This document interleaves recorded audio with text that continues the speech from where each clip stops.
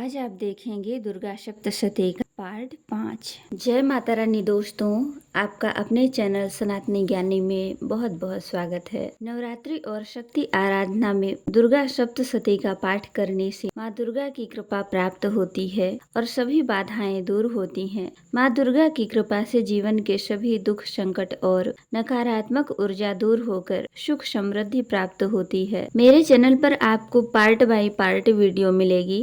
अगर आप सारे पार्ट देखेंगे तो आपको दुर्गा सप्तशती की उत्पत्ति, कथा, पाठ करने की सही विधि, दुर्गा सप्तशती के अध्यायों का महत्व, पाठ के विधि, दुर्गा सप्तशती के अध्यायों का महत्व, पाठ के लाभ और फल, नवरात्रि में विशेष प्रभाव, ये सारी बातें आप तभी जानेंगे जब पार्ट बाय पार्ट सारी वीडियो देखेंगे। तो पूरी वीडियो हिंदी में सुने और अगर वीडियो पसंद आए तो लाइक, शेयर और सब्सक्राइब करना ना भूलें और माँ दुर्गा का आशीर्वाद सब तक पहुँचाएं। जय माँ दुर्गे। तो अभी तक आपने देखा दैत्यों का घनघोर युद्ध प्रारंभ हो गया। भांति भांति के अस्त्रों शस्त्रों के प्रहार से सभी दिशाएं प्रकाशित हो उठी। महिषासुर का सेनापति चिच्छुर नामक महान असुर था। अब आगे देवी के साथ उस महाबली दानव का संग्राम होने लगा।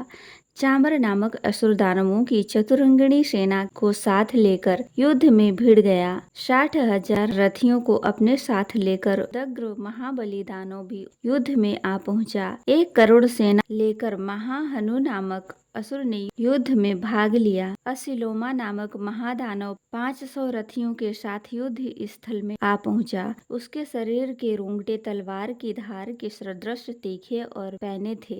उस रणभूमि में वास्कल नामक दैत्य अपने साथ 60 लाख सेना लेकर लड़ने लगा। परिवारित नामक असुर हाथी सवार, घुड़सवार आदि की टोलियों के साथ 1 करोड़ की विशाल सेना के साथ युद्ध भूमि में उतर कर आया। बिडाल नामक दैत्य 5 अरब रथियों के साथ लड़ने लगा। इसके अतिरिक्त और भी सहस्त्रों महादैत्य रथ, हाथी और घुड़सवारों की सेना की सहायता से युद्ध करने में लग गए। उस रण स्थल में कोटि कोटि सहस्त्र रथ, हाथी और घोड़ों की सेना से घिरा हुआ स्वयं महिषासुर उपस्थित था। वे अगणित दानव देवी के साथ तोमर, भिंदीपाल, शक्ति, कुशल, खड्ग, परशु और पट्टिश नामक अस्त्र शस्त्र का प्रहार करते हुए युद्ध में लगे थे।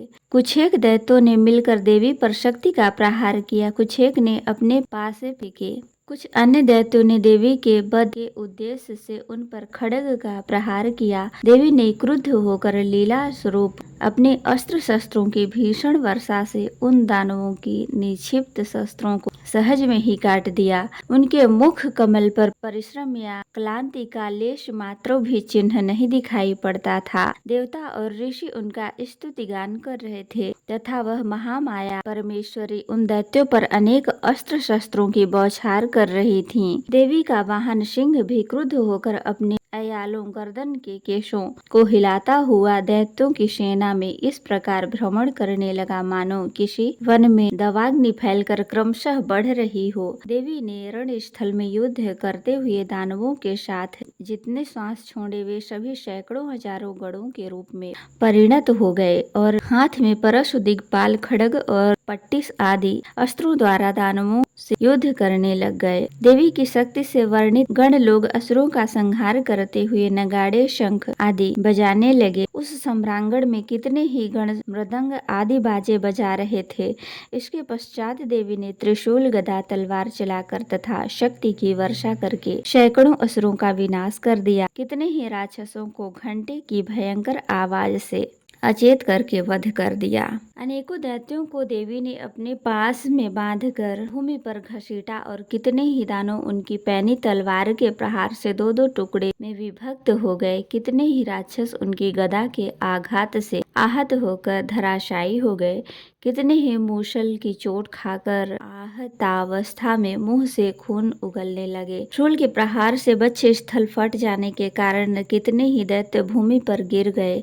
देवी की बाण वृष्टि से कितने ही दैत्यों का कटि प्रदेश भंग हो गया। बाज पक्षी की तरह वेग से झपटने वाले दानव अपने प्राणों का त्याग करने लगे। कितने ही राक्षसों की भुजाएं आघात से छिन्न हो गईं। कितनों की गर्दनें कट गईं। कितनों के मस्तक खंड खंड होकर भूमि पर गिरने लगे। कुछ दैत्यों के शरीर के बीच के भाग से ही विदीर्ण हो गए। कितने राक्षस जांघहीन हो जाने से धरती पर गिर गए। देवी ने कितने ही दैत्यों को एक बाह, एक पैर तथा एकाक्ष करके 2 टुकड़ों में विदीर्ण करके उनका संहार कर डाला। कितने ही योद्धा राक्षस देवी के द्वारा छिन्न मस्तक होकर भी पुनः संभल कर उठते जाते थे और केवल धड़ के सहारे ही अच्छे अच्छे अस्त्र शस्त्रों को हाथ में लेकर युद्ध करने में तत्पर हो जाते। कटे हुए कबंध युद्ध के बाजों के स्वर पर नाचने लगते थे। कटे हुए कितने ही धड़ हाथों में खड्ग शक्ति और रिष्टि नामक हथियार लिए दौड़ते थे और कितने ही अन्य दैत्य ठहरो ठहरो कहकर देवी को युद्ध के लिए प्रेरित करते थे। तो भक्तों, आज के लिए इतना ही, नहीं तो वीडियो बहुत लंबी हो जाएगी। उम्मीद करती हूँ आपको वीडियो ज़रूर पसंद आई होगी। तो लाइक शेयर तो ज़रूर ही कीजिएगा, क्योंकि आपके लाइक कमेंट से ही मुझे और अच्छी वीडियो बनाने की प्रेरणा मिलती है। तो फिर मिलती हूँ ऐसे ही इंटरेस्टिंग वीडियो के साथ। तब तक के लिए जय श्री राम जी भक्तों, आपका दिन शुभ हो।